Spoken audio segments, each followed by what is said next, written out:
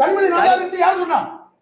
இல்ல நீங்க சும்மா இல்ல கனிமொழி நீங்க சொல்லுங்க சார். கனிமொழி நாடார்னா ஸ்டாலின் நாடாரா சார்?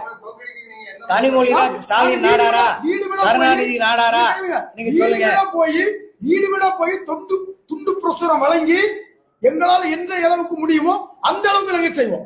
அங்க நாடார் வேட்பாளர் யார் இருந்தாலும் அதை பத்தி எங்களுக்கு கவலை கிடையாது. நாங்க யாருக்கும் உதவிகரம் நீட்ட போறதில்லை. கனிமொழி என்றால் ஒரு போலி நாடாரை வீழ்த்துவதற்காக நாடார் அமைப்புகள் தென் மாவட்டத்தில் ஒன்று கூடும், ஒன்று இணைப்போம். அதான் உண்மை.